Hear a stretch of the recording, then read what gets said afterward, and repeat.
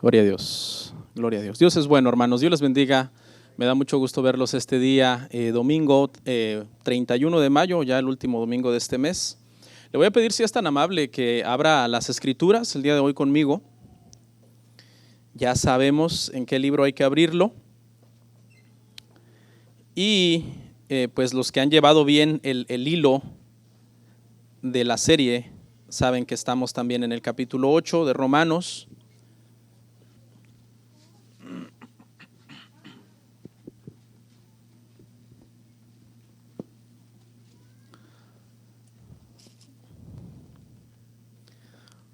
Romanos, hermanos, capítulo 8, versículo 9. Puestos en pie para dar lectura a esta porción.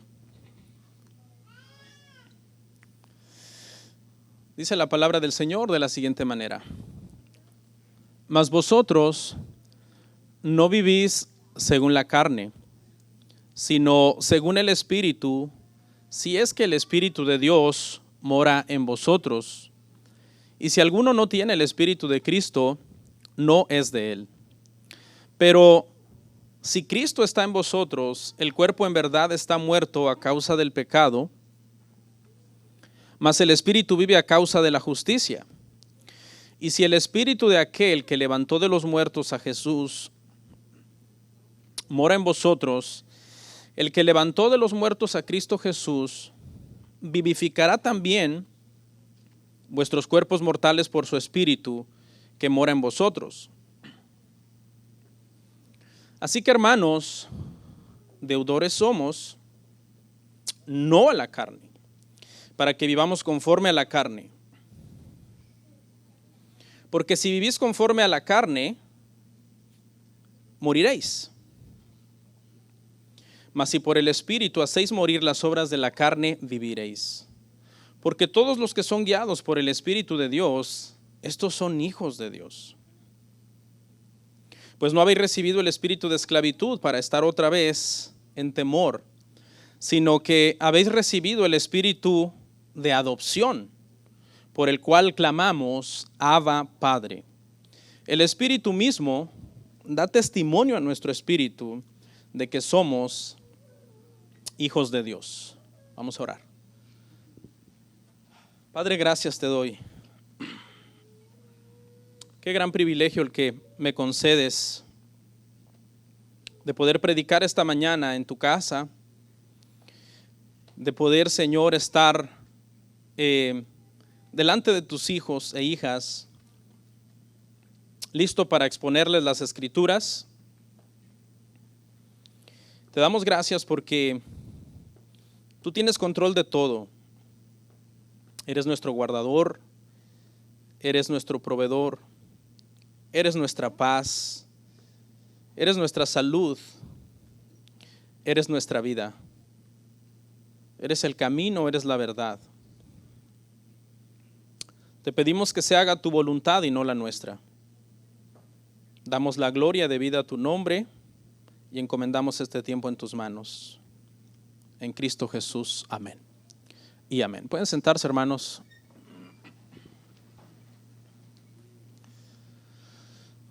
Bueno, les mando un saludo a los que estén conectados por medio del internet, ya sea por medio del Facebook o por medio de YouTube.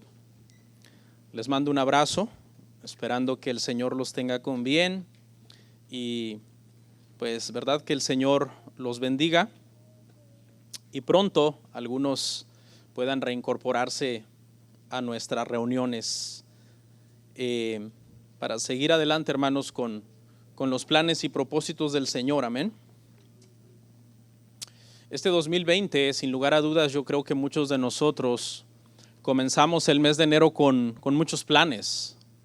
No sé, yo tenía algunos planes personales, teníamos algunos planes también como iglesia, que se han venido desmoronando poco a poco algunos de ellos, planes que no son un afán para nosotros, pero una cosa, hermano, quiero que sepa y que tenga usted claro, y es que aunque a muchas veces algunos planes se nos echan a perder, los propósitos de Dios nunca se echan a perder. nunca, porque Él tiene el control de todo.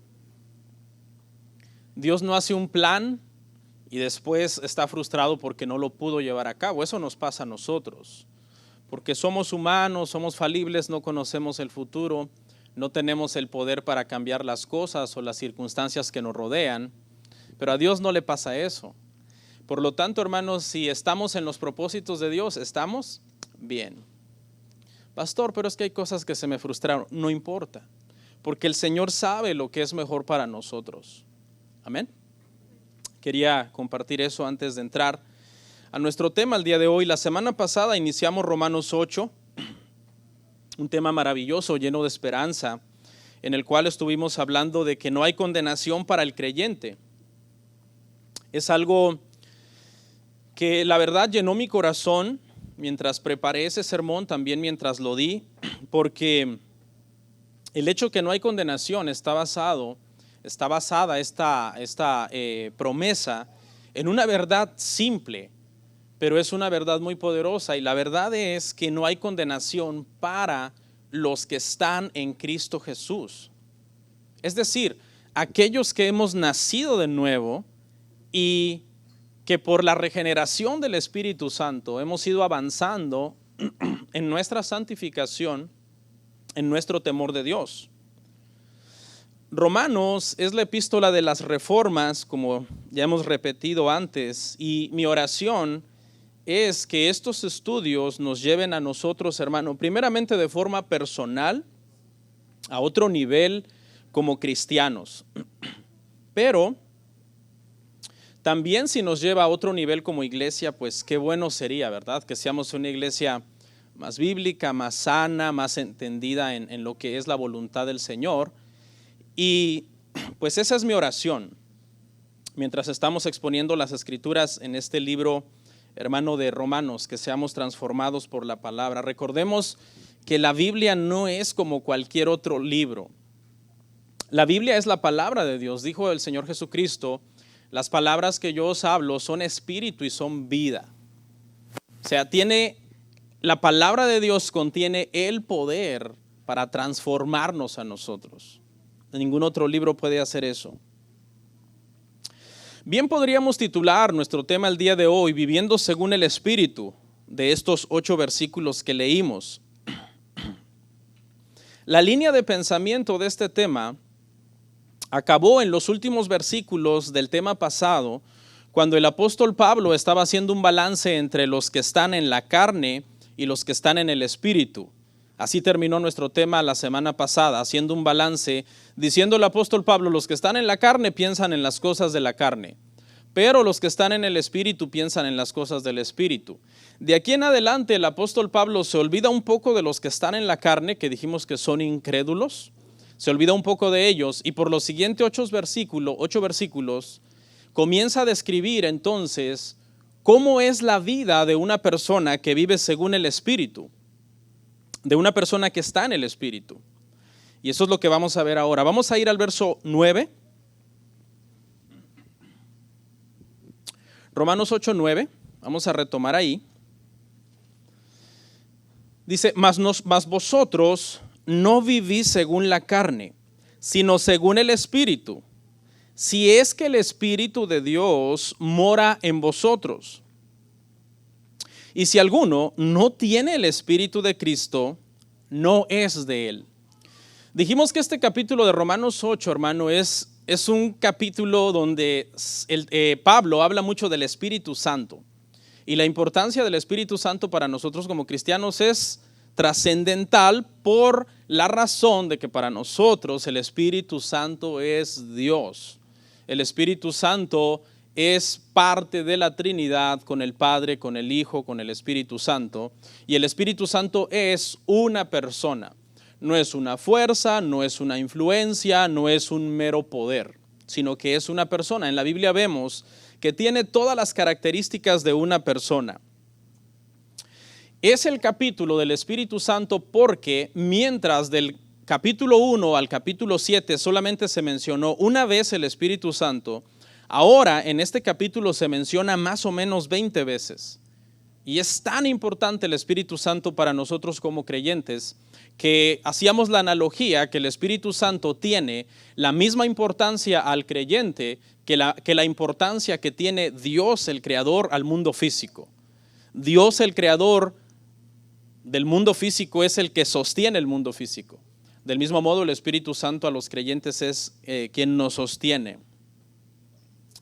Lamentablemente, esta doctrina del Espíritu Santo ha sido muy abusada por muchos movimientos cristianos que creen que el trabajo del Espíritu Santo es adivinar nombres o adivinar las placas del carro. Han descubierto que en ciertas reuniones carismáticas hacen ciertos fraudes y cuando la persona está predicando dice: ay, Dios me está mostrando ahora la placa de esta persona y esta persona, Dios tiene un mensaje para él. Y empieza a decir D7L y pues resulta que alguien le pasó la placa, no en un papelito. Se ha descubierto que son fraudes.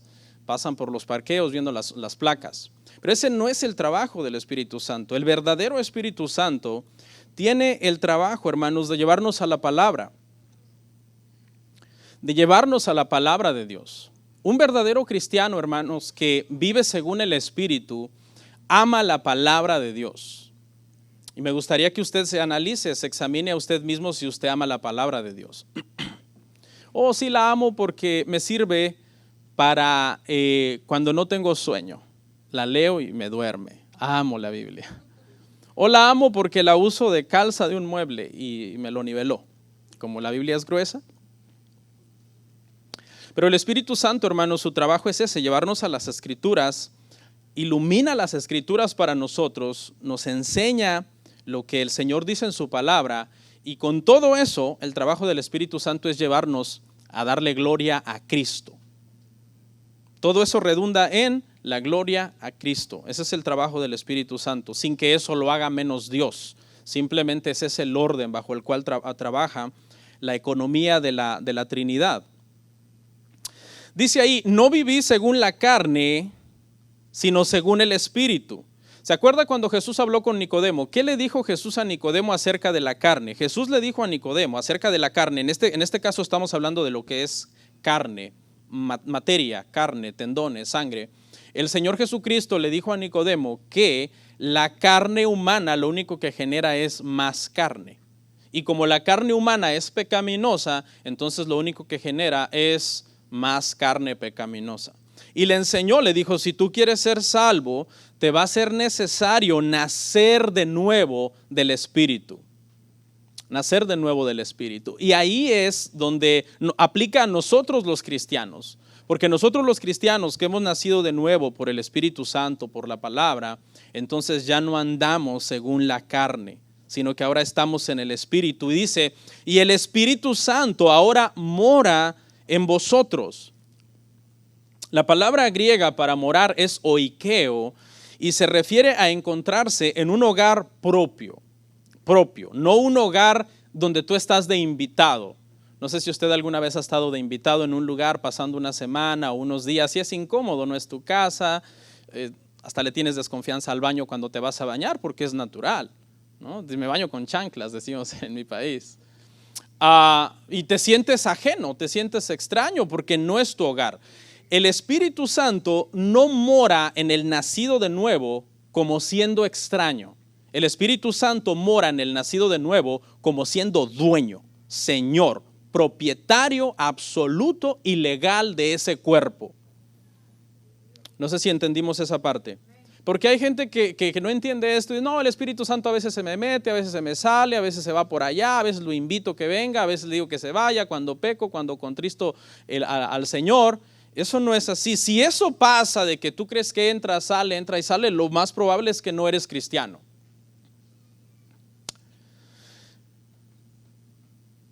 Una prueba de que somos hijos verdaderos, hermano, es que nuestro cuerpo es templo y morada del Espíritu Santo. De forma legal, nuestro cuerpo es un hogar legítimo del Espíritu Santo. Y como buenos cristianos que estamos haciendo que el pecado residual en nuestra vida mengüe, el Espíritu Santo es Señor, no es invitado. No es alguien que anda pidiendo permiso para ver si puede ir a la cocina y abrir la refrigeradora. Estoy hablando metafóricamente, lógicamente. Si alguno no tiene el Espíritu de Cristo, no es de Él. Esta parte lo que quiere decir es que cuando nosotros vemos algunas veces a gente profesar cristianismo, pero no da evidencia de que el Espíritu Santo mora dentro de su vida, este verso dice que no es de Él, no es de Cristo. Si usted el día de hoy tiene dudas para saber qué tan Señor es el Espíritu Santo en su vida, yo lo voy a ayudar a despejar sus dudas con las siguientes preguntas. ¿Cuánto deseo muestras por las cosas de Dios? ¿Cuánto oras? ¿Cuánto oras? Si pudiéramos el día de hoy sumar todos los minutos que oraste en la semana, ¿qué total nos daría? ¿Cuánto amas y valoras la palabra? ¿Cuánto tiempo le dedicas a la lectura de las Escrituras y a tratar de entender lo que el Señor está diciendo en algún pasaje difícil? ¿Cuánto evitas el pecado? Cuando viene la tentación, ¿cuál es tu reacción? ¿Juguetear con ella o decir inmediatamente, por cuanto estás tan conectado con el Señor, inmediatamente tú cortas la tentación? ¿Cómo está tu pasión por las cosas del mundo? Todas estas cosas dan testimonio de las personas que tienen o no tienen al Espíritu Santo. Y dice que por tanto, si no tienen estas evidencias, esas personas no son de Cristo. Mire lo que dice 2 de Corintios 13:5, hermano. Acompáñeme.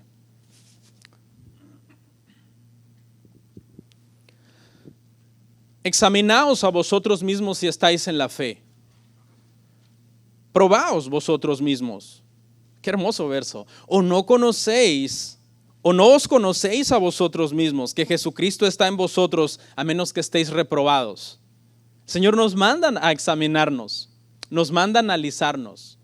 Siempre somos prestos, ¿verdad, hermano?, para examinar y analizar la vida de otros, ¿no? Oh, fulano esto, fulana aquello. Como dice un dicho por allí, muchas veces queremos gritar el pecado del otro, pero no queremos ni siquiera susurrar el nuestro.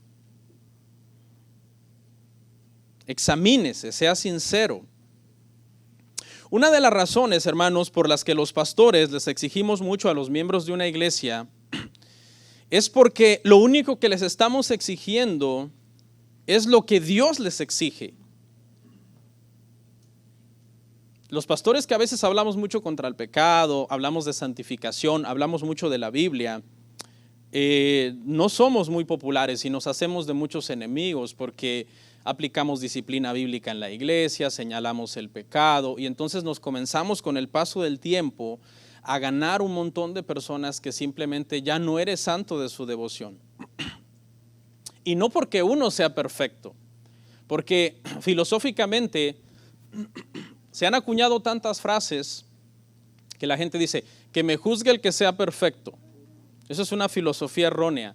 Yo te quiero preguntar, cuando tú regañas a tus hijos o los aconsejas o los corriges, ¿lo haces porque eres perfecto? No, pastor. Entonces, pero tú puedes decir, pero ellos son mis hijos y yo no soy su hijo. Aquí está el detalle. Tú dices ser hijo de Dios, ¿o no?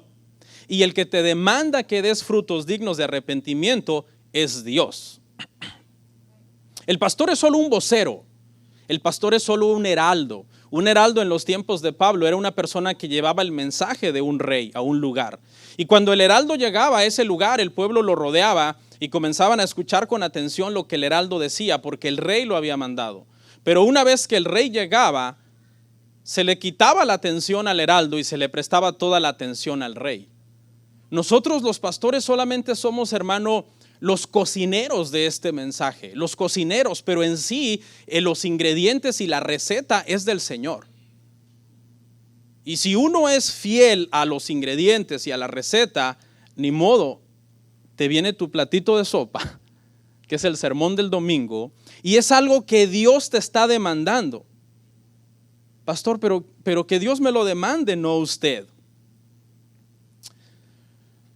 Te voy a hacer una pregunta. Si tú fueras con un amigo a caminar a un lugar, quizás un cerro o una barranca, decimos en mi país, y tu amigo se distanciara de ti unos 500 pies, unos 1000 pies, y te comenzara a gritar algo desde lejos que no te gusta, y resulta que en ese lugar hay eco, y el eco te lo comienza a repetir. Por ejemplo, tu amigo te grita desde lejos, eres un tonto, y el eco te dice, eres un tonto, eres un tonto, eres un tonto. Pregunta, ¿te enojas con el eco? No. ¿Con quién te enojas? Con tu amigo. Los pastores, hermanos, somos como, bueno, cuando tratamos de ser fieles a las Escrituras, somos como el eco de Dios. Dios le habla a su pueblo, le exige, le demanda, deja el pecado, ámame más, lee mi palabra, ora, búscame, sé fiel. Y nosotros lo único que hacemos es reproducir lo que el Señor te está mandando. Así que no se enoje con uno, enójese con el Señor. Porque es el Señor el que le está demandando, hermano, esas cosas. Viviendo según el Espíritu es el tema el día de hoy. ¿Y cuánto no serían más fáciles, hermano, las cosas en nuestras iglesias si todos lucháramos por este deseo de vivir más según el Espíritu? ¿Cuántas cosas no se arreglarían? ¿Cuántos problemas no se arreglarían en nuestras iglesias? ¿Cuántos matrimonios no estarían bendecidos en nuestras iglesias? ¿Cuántas familias, hermano, no serían una buena influencia para nosotros en lugar de un tropiezo? ¿Cuánto no mejorarían las cosas si todos, hermano, estuviéramos en el Espíritu? Como la palabra nos lo manda a nosotros. No quiere decir con eso que vamos a ser perfectos, porque eso nadie lo puede lograr. Pero vamos a estar siempre avanzando hacia una santificación que el Señor nos demanda. Hermanos, una iglesia bíblica es un lugar difícil para estar. Una iglesia bíblica es un lugar difícil para estar ahí. Le digo las razones. Los sermones por lo general son largos, 1 hora, 1 hora y cuarto.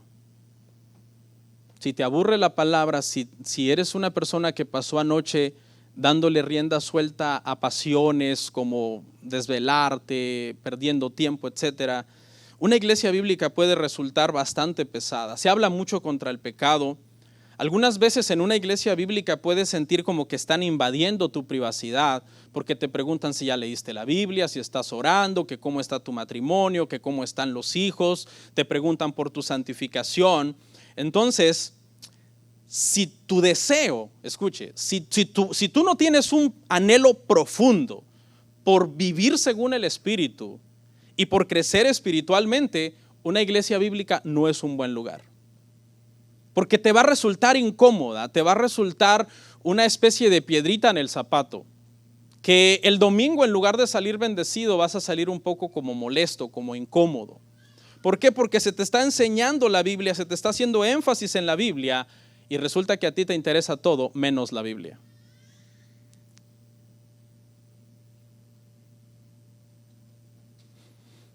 Mire lo que dice el 10 en Romanos 8:10.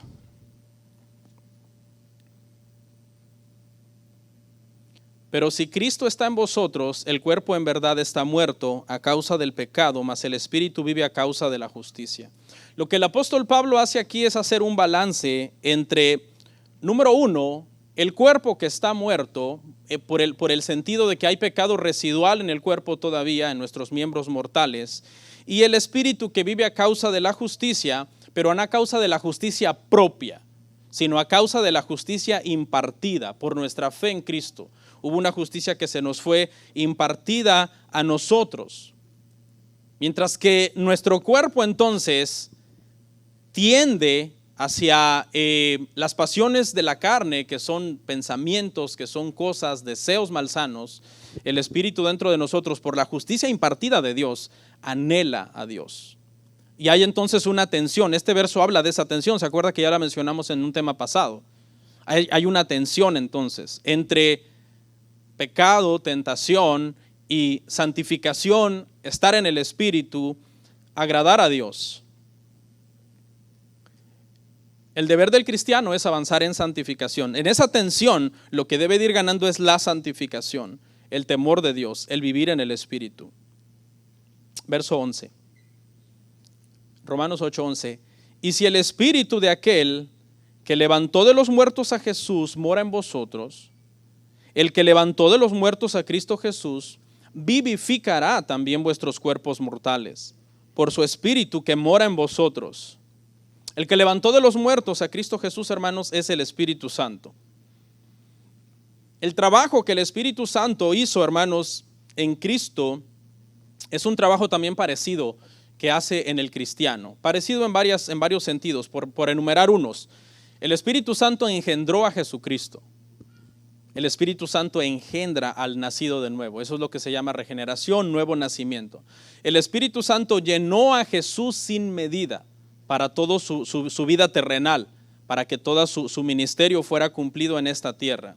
Y el Espíritu Santo también dice en este pasaje que resucitó a Jesucristo de entre los muertos. Ese es el mismo trabajo que hace en nosotros también, nos regenera. Debemos estar llenos del Espíritu Santo siempre en nuestras vidas para obtener victoria sobre el pecado. Y cuando muramos, hermanos, será el Espíritu Santo el que nos resucite también a nosotros, de la misma forma que resucitó a nuestro Señor Jesucristo. Toda la misma obra que hizo en Cristo, por Cristo, en Cristo la hace por nosotros, en nosotros y con nosotros también. Vamos a leer el 12 y el 13, Romanos 8, 12 y 13.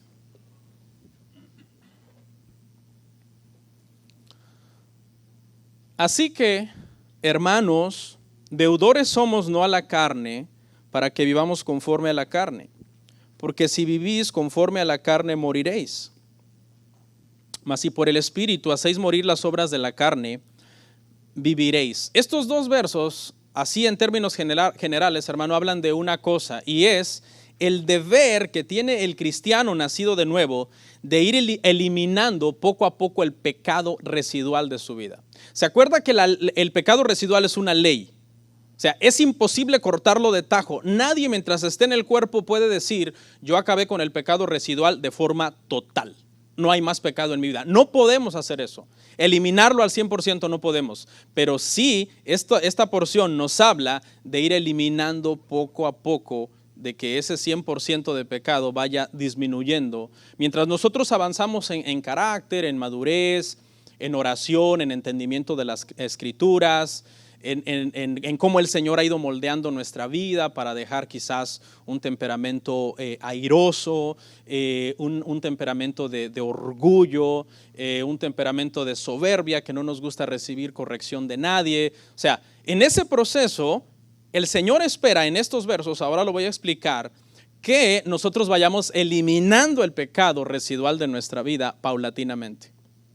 ¿Qué quiere decir eso? Eso quiere decir que si yo ahora tengo cierto carácter o cierto temperamento que de repente puede resultar ofensivo para otros, se espera que por lo menos en unos 5 o 10 años yo ya haya avanzado en ese sentido. No puedo seguir siendo el mismo, amargado, energúmeno, que odia a todo el mundo. Porque debo de ir dando frutos, hermano, como hijo de Dios. Debemos de tener entonces victoria sobre la carne. Eso es lo que habla este pasaje. Es nuestra responsabilidad. Dios es soberano, pero en este caso Él nos hace responsables, porque la soberanía de Dios y la responsabilidad del hombre nunca están peleadas. Siempre trabaja así. Eso es lo que Dios espera de nosotros y lo que demanda de nosotros también. Dios espera que eliminemos entonces el pecado residual. La pregunta sería ¿por qué, hermanos? ¿Por qué? Ok, Dios me salva. Dios me salva. Ninguna condenación hay para mí. Okay. Pero entonces, ¿por qué Dios no dice, ok, yo ya salvé a mi hijo, no hay condenación para él, que viva como él quiera? De todos modos, yo ya lo salvé y yo lo amo. Sí, Dios nos ha salvado, nos ama, no hay condenación para nosotros, pero Él exige que nosotros, hermano, vayamos venciendo el pecado por una razón, porque el Espíritu Santo de Dios mora en nosotros. Esa es una razón, hermano, principal. Como el Espíritu Santo de Dios mora en nosotros, Dios nos ha capacitado por medio de eso para nosotros aborrecer el pecado e ir eliminando el pecado. Ningún cristiano nacido de nuevo, que el Espíritu Santo mora en él, se siente cómodo con el pecado. Si una persona peca y no le duele, hay problemas, serios problemas. Dios sabe que nosotros por nosotros mismos, hermano, en nuestra humana capacidad, somos incapaces prácticamente de ir venciendo el pecado por nuestros mismos medios, de irlo eliminando poco a poco por nuestros mismos medios. Entonces, Él trabaja en conjunto en nosotros por medio del Espíritu Santo. Nos ha dado todo lo que nosotros necesitamos. Nosotros ya tenemos todo lo que necesitamos para eliminar el pecado de nuestra vida. Nosotros no podemos decirle a Dios: Señor, es que yo no puedo, es que yo soy muy débil. Es que tú sabes, Señor, que a mí me cuesta mucho, este es mi talón de Aquiles, porque el Señor lo único que nos va a contestar es: para eso yo te di mi Espíritu Santo. Eso es vivir según el Espíritu. Tener el Espíritu Santo dentro de nosotros es el que nos guía, es el que nos redarguye, es el que, hermano, nos va recordando aún hasta las promesas del Señor. Dice que cuando no sabemos, cuando a veces queremos orar y a veces por alguna razón X o Y hasta nos cuesta orar, ¿quién nos va a ayudar a orar? El mismo Espíritu Santo dice que intercede por nosotros. Es como si Dios nos mandara a hacer un trabajo de construcción, pero sabe que no tenemos los materiales, entonces nos da los materiales para hacer esa obra de construcción. Es lo mismo, Dios nos manda santificación, eliminar el pecado de tu vida, y nos ha dado lo que requiere, nos ha dado el Espíritu Santo, para que nosotros, hermano, no tengamos ningún pero. Les dice Pablo ahí en ese verso: así que hermanos, los llama hermanos, los identifica como hijos de Dios, como estar en la misma fe, por lo tanto espera de ellos una conducta de hermanos. Nosotros los pastores, por lo general los cristianos tenemos esta costumbre que a todo el que viene a la iglesia le decimos hermano, ¿verdad? A veces a lo mejor alguien que vino no es cristiano, ni conoce, vino a visitar, alguien lo invitó: hermano, bienvenido. Y él dice: ¿será un hijo de mi papá, de otra mamá o qué? Porque yo no soy hermano de esta persona. Pero aquí Pablo se refiere a hermanos que son personas nacidos de nuevo. Y entonces, cuando nosotros le llamamos a alguien hermano, estamos asumiendo que va a dar los frutos que como hijo de Dios tiene que dar. ¿Por qué? Porque si yo le llamo hermano, estoy diciendo que él es hijo del mismo padre que yo. Y si yo estoy tratando de dar los frutos que mi padre me demanda, entonces por eso muchas veces le decimos a los hermanos: hermanos, que no haga esto, no haga aquello. ¿Por qué? Porque él dice: yo soy hermano, yo soy hermana. Hace mucho tiempo me tocó arreglar un conflicto con una persona y estaba yo tratando de corregir a esta persona, y me dice, y le estaba yo llamando hermano. No, es que hermano, no me llame hermano. Yo no soy su hermano. Para empezar, me dijo, pintemos esa raya clara. Yo, bueno. ¿Por qué? Porque te están diciendo: no me estés tratando como cristiano. Yo ahorita lo que quiero es que sepas que soy un impío y que yo no te voy a tratar a ti con misericordia. Yo te voy a tratar como impío a ti. Como el impío que esa persona es, pues. Pero muchas veces, hermanos, actuemos como hermanos en Cristo, como hijos de Dios. Uno se sorprende cuando sale gente con cada locura, con cada acción, con cada pensamiento, y tú dices: what in the world, como dicen, ¿qué le pasa a esta persona? Pero si toda la vida hemos creído que es hermano, que es hermana. Pablo dice que los hermanos somos deudores no a la carne. Aquí la carne se refiere a pensamientos pecaminosos, motivos, palabras, acciones impías que eran propias de nosotros antes de nacer de nuevo. Eso era propio de nosotros antes de nacer de nuevo.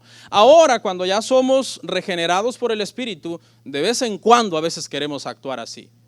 Pero como ya no estamos en la carne, porque somos hijos de Dios, guiados por el Espíritu Santo, entonces no andamos constantemente en esa forma de vivir. No somos deudores a la carne. Aquí la palabra deuda se usa en el sentido de responsabilidad, de obligación, porque lo que quiere decir este pasaje es que cuando tú le debes a alguien, tú tienes una obligación con esa persona, porque le debes, te prestó, y esa obligación no termina hasta que tú le acabes de pagar a esa persona. Lo que quiere decir aquí que no somos deudores a la carne es que nosotros no tenemos ninguna obligación con la carne. O sea, la carne no puede venir a presionarnos a nosotros y a decirnos: no, es que tú tienes que hacer como tú hacías antes. Porque ahora nosotros estamos en el Espíritu. Por lo tanto, ahí dice: ya no vivamos conforme a la carne. Ya no vivamos conforme a la carne. Pregunta: ¿alguna vez nosotros como cristianos podemos tener una conducta típica o clásica de la carne antes de nacer de nuevo? Sí, sí, todavía nosotros podemos, estando ya en Cristo, tener alguna conducta de la carne. Un ejemplo, antes de usted ser cristiano, de repente era lascivo, pasaba una mujer, en el caso de los hombres, pasaba una mujer provocativa y usted sin querer o queriendo, mejor dicho, porque no tenía libertad de nada, era esclavo del pecado, le daba rienda suelta a ese pensamiento, a mirar, a deleitarse, a tener pensamientos malos en su mente. Eso le puede pasar siendo cristiano, todavía. Eso todavía le puede pasar siendo cristiano. Pero ¿qué dice? Que ya no vivimos conforme a eso, y lo que quiere decir es que la carne ya no reina en nosotros.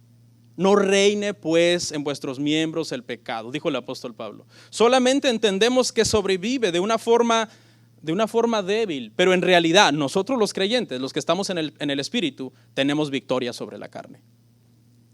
Entonces eso significa que somos perfectos. No somos perfectos. Pero en esa batalla entre que si la carne quiera reinar en nosotros o que solamente sobreviva débilmente, nosotros, por medio de los medios de gracia que el Señor nos ha dejado, acuérdese que son medios para santificarnos. Leer la palabra es un medio de gracia, orar, congregarnos, servir, tener cuidado inclusive hasta las personas con las que uno se junta. Todo eso son medios de gracia que Dios ha dejado para nosotros.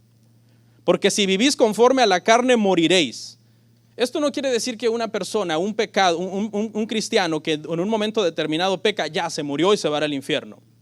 Más bien, lo que el apóstol está diciendo es que una persona cuya vida está caracterizada por las cosas de la carne, saca a luz que no es un verdadero cristiano. Por eso es que morirá, porque por andar, por vivir conforme a la carne, lo único que está revelando es que no es un hijo de Dios y por lo tanto morirá. Mas si por el Espíritu hacéis morir las obras de la carne, viviréis. Dijimos que no tenemos obligación con la carne, ¿verdad? No tenemos obligación. Nosotros tenemos todo lo que necesitamos dentro de nosotros para vencer la tentación. Nosotros lo tenemos.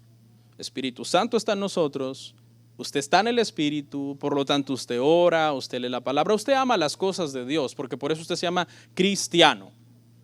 Cristiano. Entonces, por medio de eso, hermano, nosotros hacemos morir las obras de la carne y el pecado, hermano, va menguando en nuestras vidas. Al pecado, como decía un puritano, ¿lo matas o te mata? Porque hemos visto en esta serie que el pecado está a la puerta, tocando. Mire lo que dice Mateo 5, 29 y 30.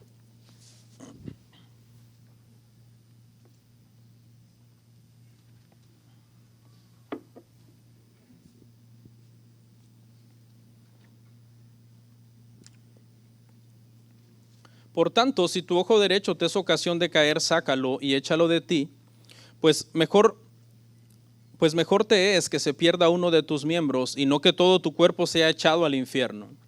Y si tu mano derecha te es ocasión de caer, córtala y échala de ti, pues mejor te es que se pierda uno de tus miembros y no que todo tu cuerpo sea echado al infierno.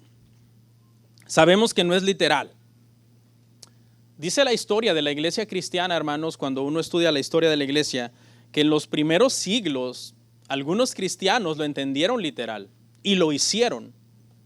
O sea, tenían un celo legalístico tan grande por dentro de ellos que se mocharon una mano o se sacaron un ojo. Eso dice la iglesia, la historia, eso está registrado en la historia. Pero el Señor no está hablando acá literalmente. El Señor lo que está diciendo es cómo es de serio el pecado. Él lo que hace es hacer una hipérbole, una exageración del asunto, de la maldad que puede haber en nosotros, aún en el pecado residual dentro de nosotros. Y es tan grave que lo que está diciendo es corta con eso. Cuando se dijo estas cosas, se tenía muy en alta estima los miembros derechos. El ojo derecho, la mano derecha, el pie derecho. De hecho, en la época del oscurantismo, en la Edad Media, se creía que si una persona era zurda, era del diablo. Eso está registrado en la historia. Está registrado en la historia.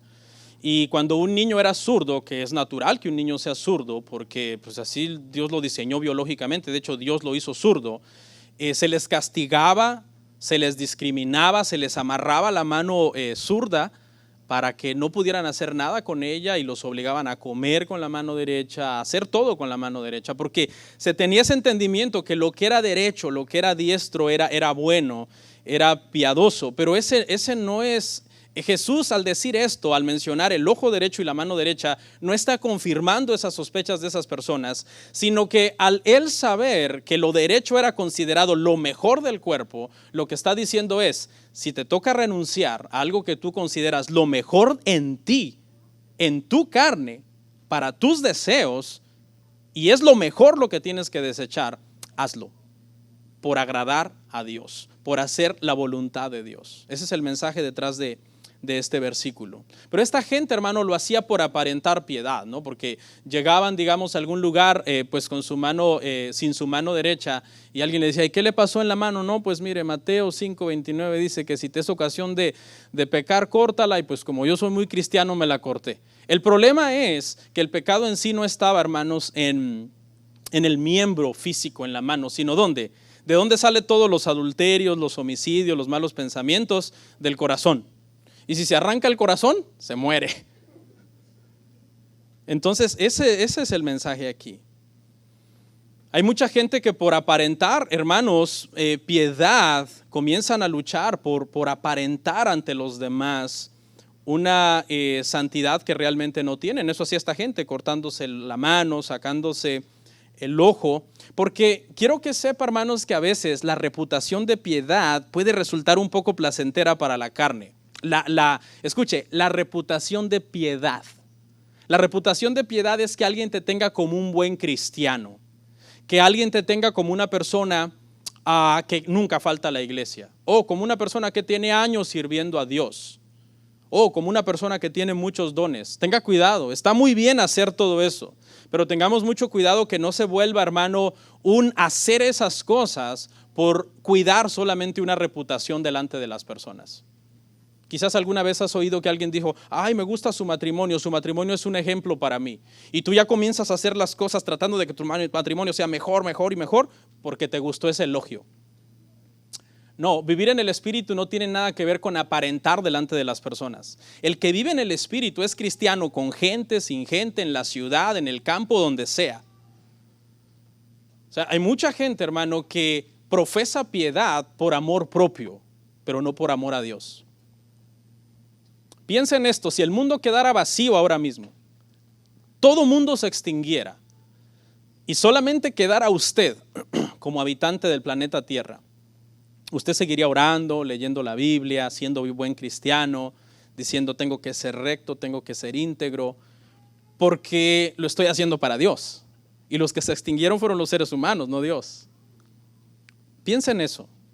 Cuando nosotros hacemos las cosas para Dios con integridad, hermano, siempre vamos a ser los mismos, con gente, sin gente, sirvamos, no sirvamos, siempre vamos a tener un carácter de integridad delante del Señor. Eso es vivir, hermanos, en el Espíritu, porque Dios nos ha dado una nueva naturaleza.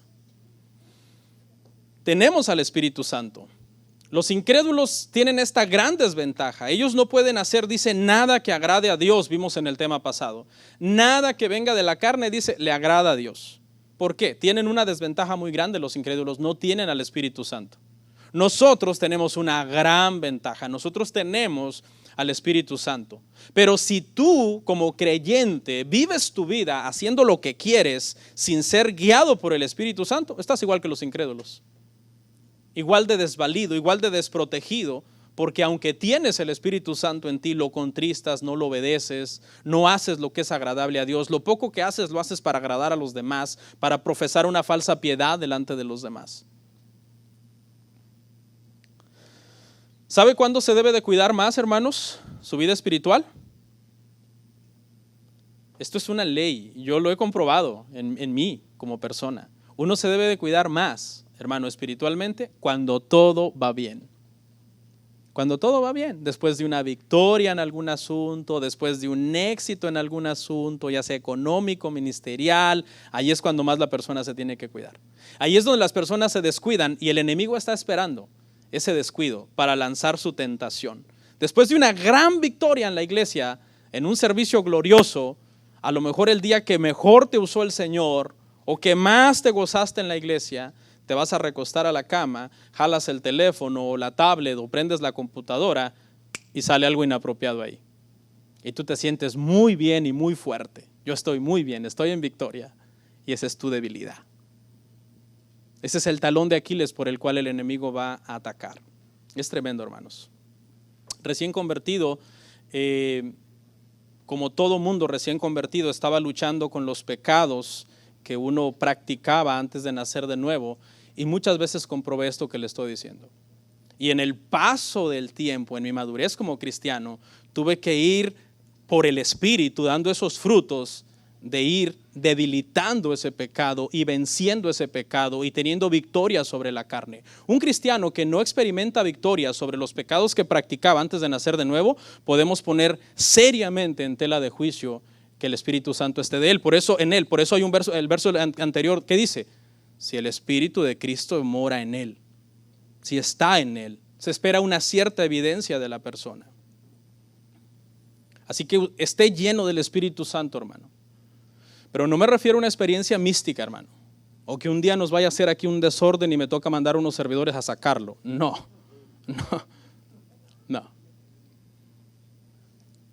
No, estar lleno del Espíritu Santo me refiero a una comunión plena con Dios por medio de las Escrituras y de la oración.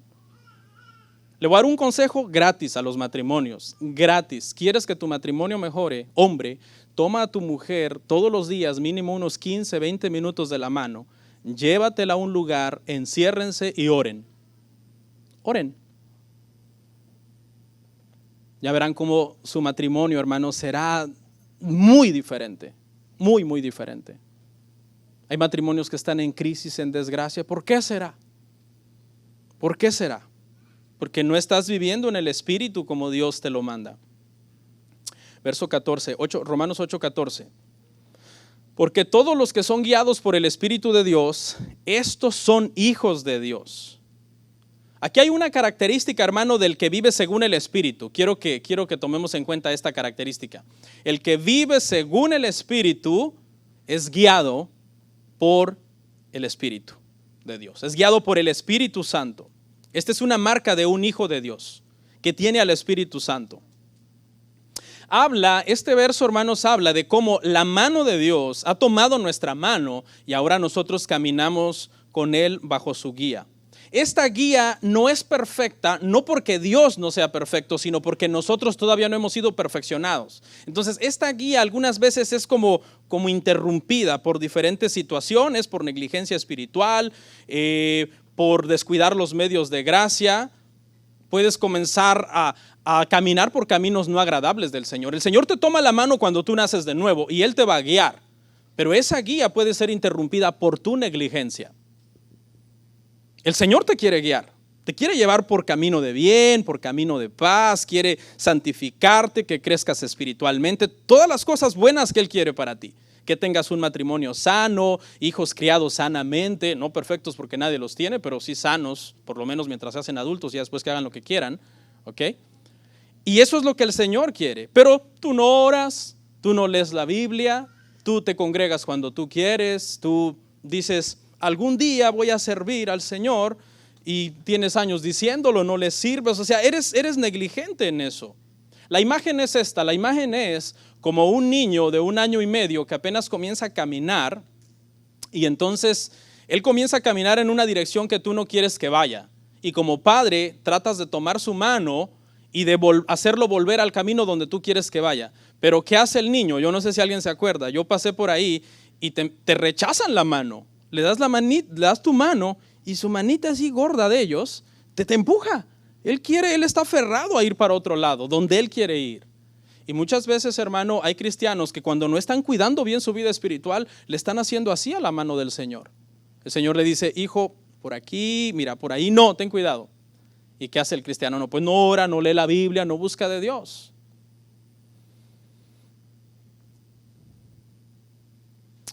Mire lo que dice el Proverbio 3, 5 y 6. Fíate de Jehová de todo tu corazón y no te apoyes en tu propia prudencia. Reconócelo en todos tus caminos y Él enderezará tus veredas. No seas sabio en tu propia opinión. teme a Jehová y apártate del mal. El cristiano nacido de nuevo, hermano, y que cuida su vida espiritual, tiene una disposición a que Dios lo guíe. Está dispuesto, dice, Dios guíame. Un cristiano espiritual, un cristiano que vive según el Espíritu, Dios guíame. Un cristiano que no vive según el Espíritu, que descuida lo que Dios le manda hacer, es un cristiano siempre como que le anda poniendo freno a Dios en todo. El verdadero cristiano reconoce a Dios, dice aquí, hermano, en todos sus caminos. No confía en su propia prudencia. Él dice, me gustaría hacer esto, pero ¿será que Dios lo aprueba? Según yo, mi sabiduría y mi inteligencia es bueno y voy a hacer esto, voy a hacer lo otro, pero se pone de rodillas y ora. Señor, no quiero confiar en mi propia prudencia. Estoy a punto de tomar una decisión. No sé si esto es algo agradable a ti. Ayúdame, por favor, llévame a un pasaje bíblico o pon a una persona que me aconseje, alguien temeroso de Dios que me dé un consejo. Aparentemente yo veo que lo que voy a hacer es bueno, pero como tú conoces el futuro, Señor, y yo no, quizás es malo y mejor quiero tener paz antes de hacer todo lo que voy a hacer. Lo reconoce en todos sus caminos. Dios, hermano, no nos guía por la fuerza. Dios no nos agarra y dice, no, por aquí vas a ir porque yo digo. Y tú por dentro, no, es que yo no quiero, yo quiero hacer lo que yo quiera. No, Dios te ha dado una libertad también. Una libertad también. Pero esa libertad, si tú no buscas de Dios, te puede llevar a la perdición. Porque hay caminos que al hombre le parecen buenos, pero su final es camino de muerte. Cada vez, hermano, que usted vaya a tomar una decisión, le ruego, por favor, que ore mucho al Señor. Que diga, Señor, voy a pasar tiempo en oración antes de tomar esta decisión. Yo no quiero ir por un camino no grato. Yo no quiero poner mi pie en un lugar donde resbale, donde caiga. Y que el Señor ponga, dice que Él produce en nosotros querer, hacer, el sentir, la paz en nuestros corazones. Esto no quiere decir, hermanos, que tú vas a oír una voz audible tampoco, ¿ok? No, hasta que Dios me hable no me muevo. Hasta que lo oiga, y lo voy a grabar con mi teléfono, voy a grabar la voz de Dios. No es así, hermano. Sí, en el Antiguo Testamento vemos que hay pasajes donde Dios les hablaba a los profetas, pero pues tú no eres Isaías, tú no eres Jeremías, tú ni lees la Biblia ni oras. Dios te va a hablar por medio de las Escrituras. ¿Quieres que Dios te hable de forma infalible y que no haya error en lo que Dios te está diciendo? Lee la Biblia. ¿Quieres que te hable audiblemente? Léela en voz alta. Ahí está, la voz de Dios audible. Así de fácil. No sé cuántos son buenos para manejar, hermano, de esos que van a un lugar y se aprenden la dirección. Con una sola vez que vayan. Sinceramente, yo no soy así. Yo siempre necesito el GPS, a veces hasta la tercera y cuarta vez. A veces me da pena de preguntarle a una persona, a un hermano, especialmente su dirección por enésima vez. Digo, ay, mi amor, pídeselo tú a la hermana. Es que a mí me da pena, porque soy malo para las direcciones y por lo general entonces cuando voy a un lugar que no conozco manejo con el GPS puesto. Y pensaba yo en una ilustración al respecto, digo yo, ¿por qué no nosotros siempre manejamos nuestra vida con el GPS espiritual, por decirlo así, de Dios? ¿Por qué no siempre nos arrodillamos, oramos, vamos a la palabra? Hágase cuenta que este es como el mapa, ¿verdad? Señor, guíame, dame sabiduría, ¿qué dice tu palabra de esto? Porque acuérdese que hay cosas que aunque son antiguas de Génesis o de Éxodo, los principios espirituales nunca pasan. La aplicación puede variar porque no es tu cultura, no es tu entendimiento, no es igual. Pero el principio no. Y Dios te puede guiar. Y te arrodillas, oras, Padre, ayúdame. Y entonces en lugar de estar en el Global Positioning System, estarías en el God Positioning System. Porque eso significa GPS. Estarías donde Dios quiere que estés. Estarías hablando las palabras que Dios quiere que digas. Estarías cambiando a un carácter piadoso que a Dios le agrada. Estarías tratando a tu cónyuge como Él manda en su palabra, porque si con solo ser bíblicos, ¿cuánto no mejorarían nuestros matrimonios si solo fuéramos bíblicos? Si solo leyéramos lo que la Biblia dice acerca del matrimonio y dijéramos, voy a cumplir lo que dice acá, maridos amen a sus mujeres. Qué sencillo es ese mandamiento. Pero es que yo no quiero. Pero es que precisamente ser guiado por el Espíritu es hacer lo que Él quiere, no lo que tú quieras. estar donde Él quiere que estés, hablando las palabras que Él quiere que tú hables, todo lo que es agradable a Él. Esto no quiere decir, hermanos, que somos robots tampoco, ¿verdad? No, pero cuando nosotros estamos en el propósito de Dios de esta manera, en oración y en lectura de la palabra, por lo general, casi todas las cosas, la mayoría diría yo de cosas, estarían en la voluntad de Dios. Bienaventurado el varón que no anduvo en camino de malos, ni en silla de escarnecedores se ha sentado. Será como el árbol verde que es plantado junto a corrientes de agua, que da su fruto en su tiempo y su hoja no cae. Ese es un varón que anda cuidando todos los días de estar en la voluntad de Dios, que conoce la Escritura, que dice, la Biblia dice esto para el matrimonio, la Biblia dice esto para los hijos, la Biblia dice esto para las finanzas, la Biblia dice esto para mis hijos, para las amistades, para el servicio, la Biblia dice esto. Y uno puede caer mal también de ser tan bíblico, ¿no? Porque es que si no te gusta la Biblia, pastor, ¿no puede hablar de otra cosa que no sea la Biblia? Claro, te puedo hablar del horóscopo. No, para eso consulta a Walter Mercado, el niño prodigio, el indio mayor, o cómo se llama, el brujo mayor, el indio apache o no sé qué.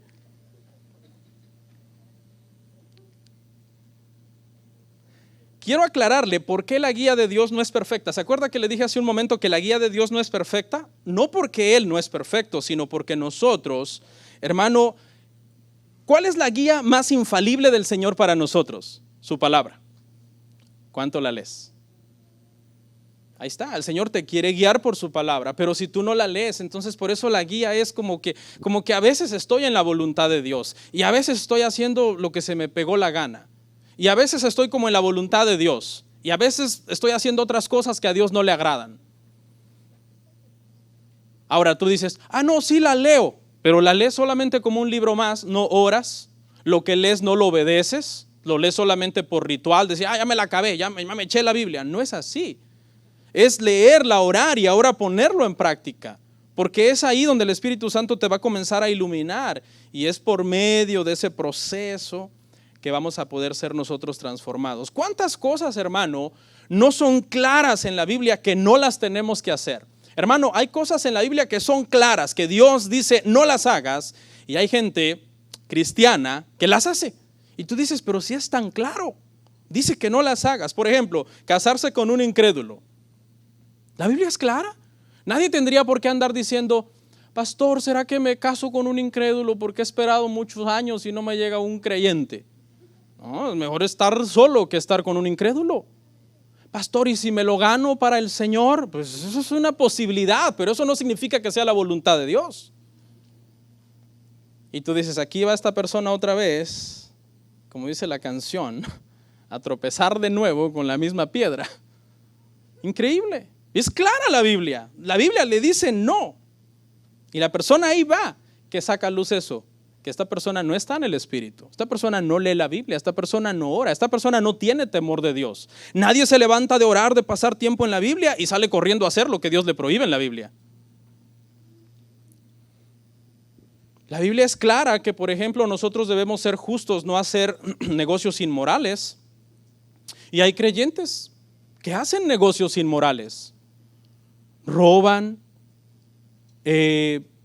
defraudan, inventan cosas al IRS o venden bebidas alcohólicas, quizás alguien que nos está viendo por internet, o cosas que no agradan a Dios. Dios nos dice perdona y hay gente que no perdona.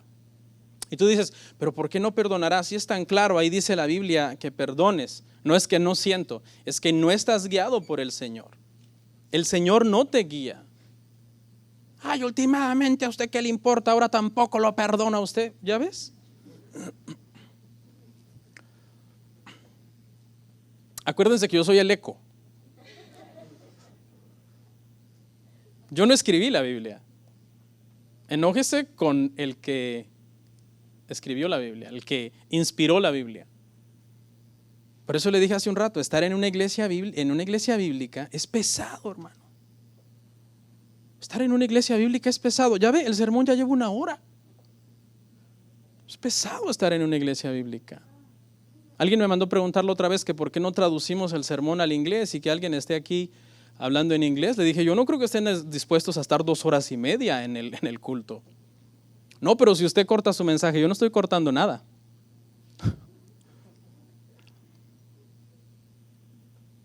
Pero es que mis hijos no entienden. Sí entienden. Dile si quiere dinero. Dile, ¿quieres dinero? Sí entienden. Además, si son bilingües es mejor.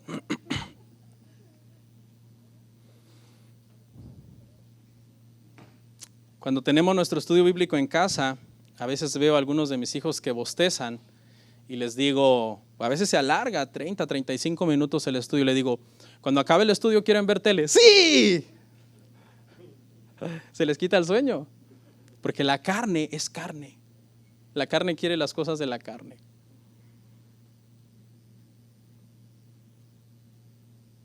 Tenemos que enseñarle, hermanos, a los cristianos que la iglesia es la iglesia.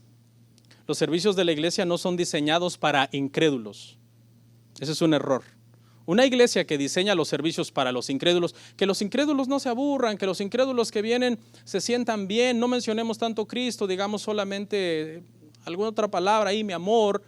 No, entonces la iglesia tiene que ser luz, la iglesia tiene que ser sal, la iglesia tiene que ser diferente.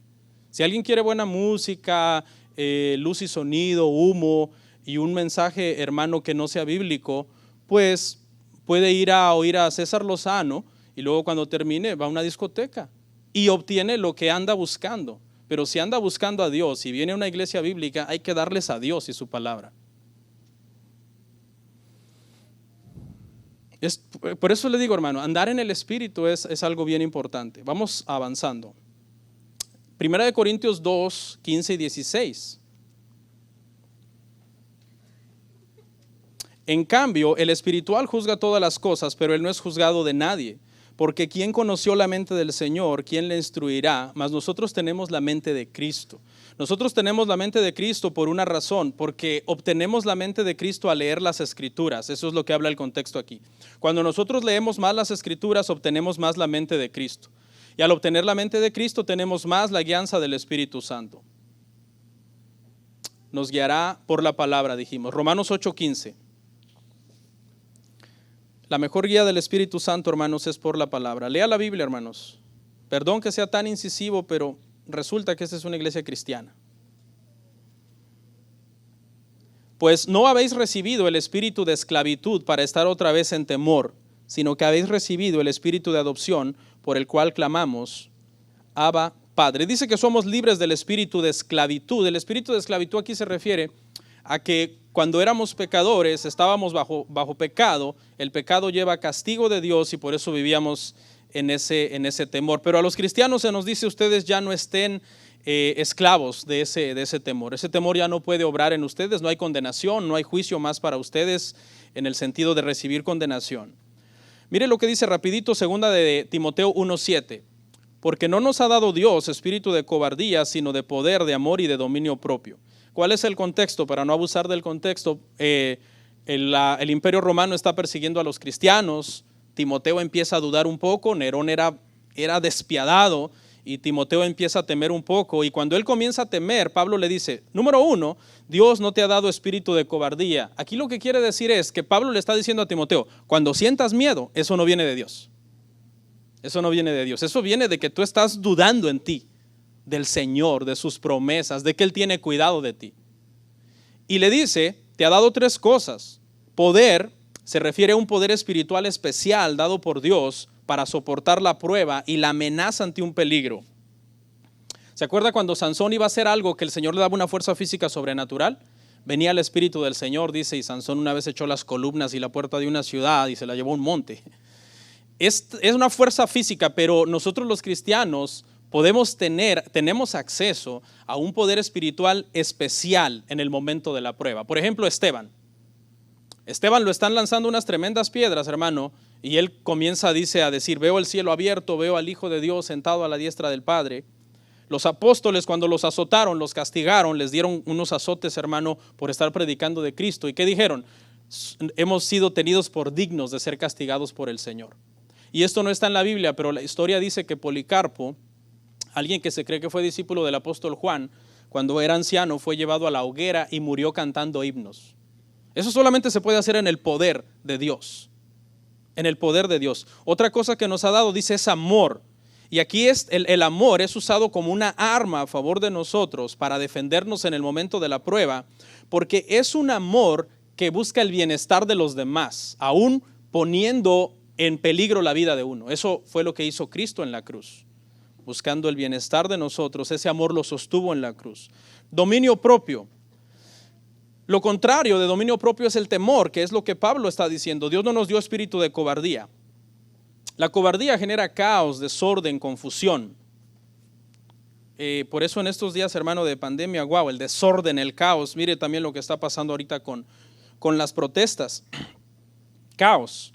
El dominio propio es lo contrario, es orden, control, basados en la confianza de Dios. Sino que habéis recibido, volvemos a Romanos, el espíritu de adopción.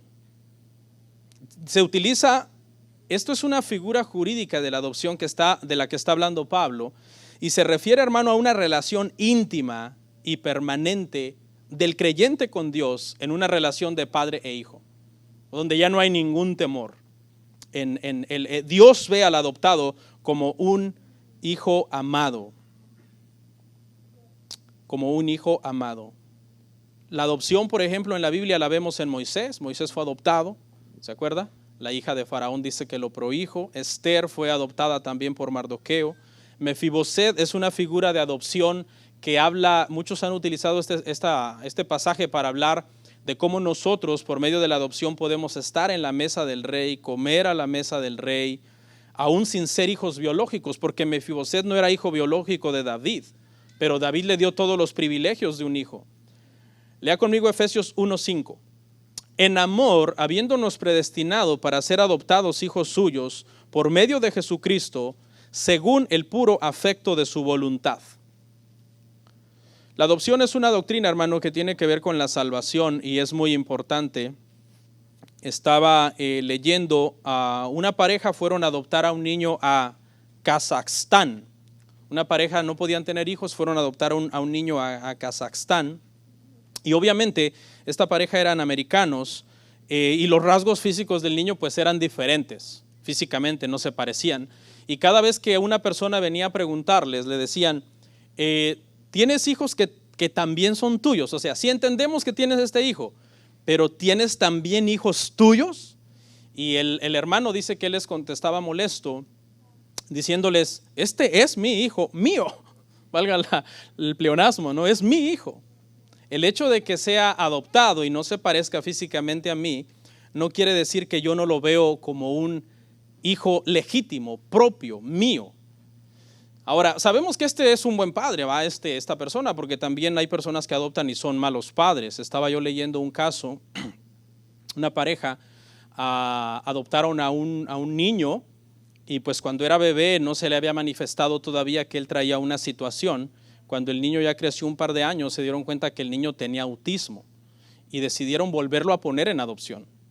Terrible, me dejó impactado eso. Digo yo, wow. O sea, te adoptamos con el propósito de darnos todo nuestro amor, de que seas parte de nuestra familia, darnos nuestro apellido, formarte con el carácter que yo tengo como padre, te quiero formar con ese carácter, pero si estás dañado, si vienes mal, yo te desecho, yo no te quiero. A mí me pareció eso, yo no sé si usted lo alcanza a ver la gravedad del caso. O sea, sacaron a luz algo terrible estas personas, son gente famosa. Rapidito, ¿por qué está usando Pablo, hermanos, la figura de la adopción? En la cultura romana, los adoptados tenían en algunos casos mayores privilegios que los hijos biológicos. En algunas ocasiones un niño adoptado era mucho mejor en su carácter y en su obediencia al padre, de tal forma que cuando se heredaban las cosas, el padre le daba una herencia mejor al adoptado. Y también el padre lo consideraba como una persona que iba a propagar de una forma más digna su apellido. O sea, él decía, mis hijos biológicos lo único que van a hacer es deshonrar mi apellido. Pero este buen hijo, que aunque biológicamente no es mío, yo lo formé con mi carácter, confío que la propagación de mi apellido por la línea de él va por buen lugar. El adoptado terminaba de forma total su relación con su familia natural y empezaba una nueva relación permanente con su nueva familia. Se cree que en este proceso, hermano, de adopción, el adoptado quedaba libre de cualquier deuda que su familia natural tuviera. O sea, ninguna deuda de su familia natural anterior se le imputaba a esta persona que era adoptada. Dice ahí Romanos, por eso clamamos, Abba Padre. Abba Padre. Privilegios de ser llamados hijos de Dios. Tenemos la libertad y el privilegio de llamarlo Abba Padre, una expresión aramea cuyo equivalente más o menos en español sería papá o papi, una relación de confianza. En esa posición estamos, hermanos, los que andamos según el Espíritu, los que vivimos según el Espíritu, adoptados por Dios, llamando a Dios Abba Padre, papi, al ser más poderoso del universo, a quien creó todas las cosas. Ya no hay condenación, ya no hay temor. Pero obviamente, hermanos, quiero aclarar algo de la adopción, que la adopción no es nada más pasar por el proceso de adopción, sino ahora parecernos a Dios. En lo natural no se puede. Si una persona de cierto color de piel adopta a otra persona de otro color diferente, en lo natural no se parecen. Pero ¿en qué sí se puede parecer el hijo adoptado, hermano? En rasgos de carácter. Nosotros jamás seremos como Dios porque Él es Dios, nuestra naturaleza jamás será como la de Él, pero sí nos podemos parecer a Él en rasgos de nuestro carácter, en amor, en misericordia, en paciencia, en justicia y en ir avanzando, hermanos, pareciéndonos más al Señor. Último verso para que descansen. Para la otra traigan almuerzo. No, en realidad estoy en el tiempo. Los sermones duran una hora y cuarto, 1 hora y 13 minutos, ya vamos cerrando. El último verso de hoy, hermanos, es el 16.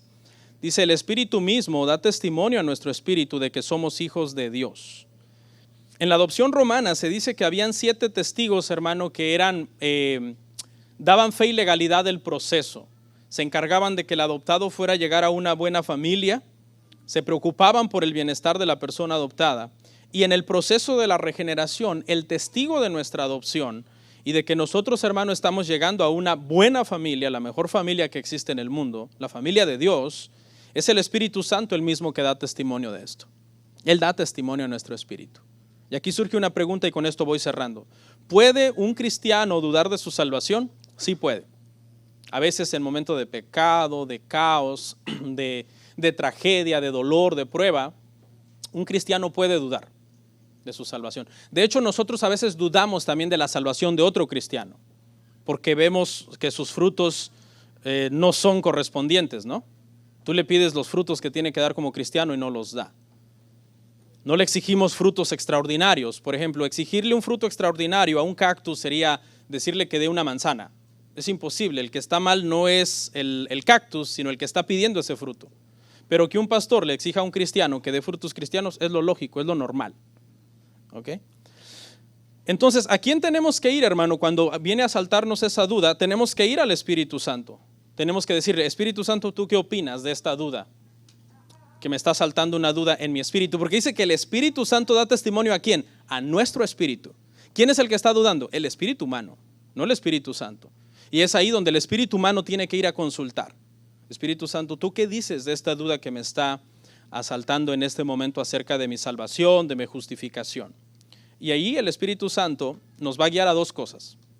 Número 1, nos va a guiar, hermano, a la palabra, porque es la palabra la que dice que por Cristo hemos sido declarados hijos de Dios.